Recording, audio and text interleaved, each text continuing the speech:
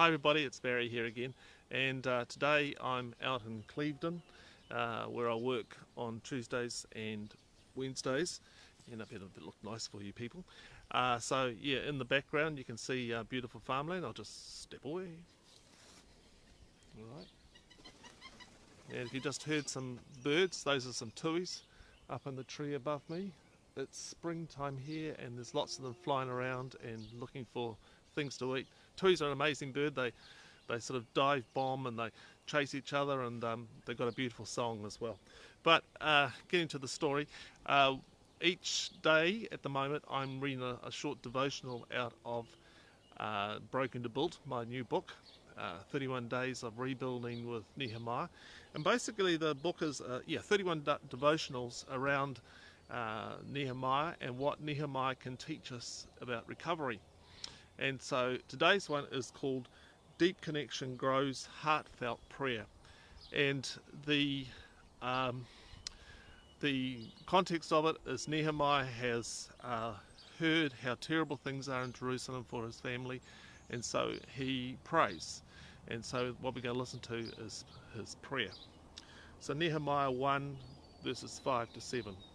I beg you, Yahweh, God of heaven, the great and awesome God, who keeps covenant and loving kindness with those who love him and keep his commandments. Let your ear now be attentive and your eyes open, that you may listen to the prayer of your servant, which I pray before you at this time, day and night. For the children of Israel, your servants, while I confess the sins of the children of Israel, which we have sinned against you. Yes, I and my father's house have sinned. We have dealt very corruptly against you, and have not kept the commandments, nor the statutes, nor the ordinances which you commanded your servant Moses. Nehemiah 1 verses 5 to 7. So the young man couldn't quite get his words together to explain his actions. He had invited me along to a disciplinary meeting with his boss. He had been caught speeding a few times by the police, and now his delivery job was at stake. The employer liked the young guy, so he was open to hearing how he could resolve the situation. I explained everything my family and I were going to do to help. The employer was happy I'd come along, and together we worked on a plan to curb the speeding problem. The word intercede means to act on behalf of someone else, to plead the cause, to bridge the gap. Nehemiah comes before God and intercedes and expresses his grief, heartfelt grief and need for the people of Jerusalem. But he goes one step further. He owns it himself. Sure, the destruction and humiliation of the people happened 140 years ago, but Nehemiah comes as one who is just like those who abandoned God's ways all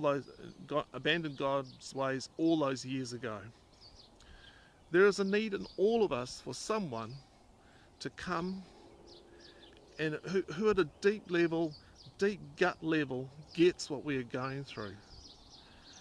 Someone who acknowledges their own flawed humanity and prays out of that flawed humanity. Nehemiah, in a sense, embodied the people in pain. The danger, of course, if we take it too far, is that we take personal responsibility for others' choices. Nehemiah wasn't doing that.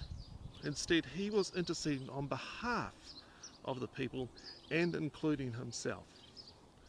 When we connect deeply with others, we also see ourselves, and from this place we can pray honestly. Here's a quote. Compassion means entering the suffering of another in order to lead the way out. Rosaria Champagne Butterfield. Here's a question for you today. What is it like when someone advocates or intercedes on your behalf and they've got a really deep association with that struggle, like they really know what it's all about? And here's a recovery rock to build with. And next to them, and we'll come back to that little phrase, and next to them, and next to them person who will struggle, who associate with your struggle. That's what we need in our recovery. So the book I've written is called Broken to Built, 31 Days of Devotions and around rebuilding from the book of Nehemiah. And you can get it on Amazon and all the other bookstores. You can also just come over to the website and have a look at it there, turningthepage.info.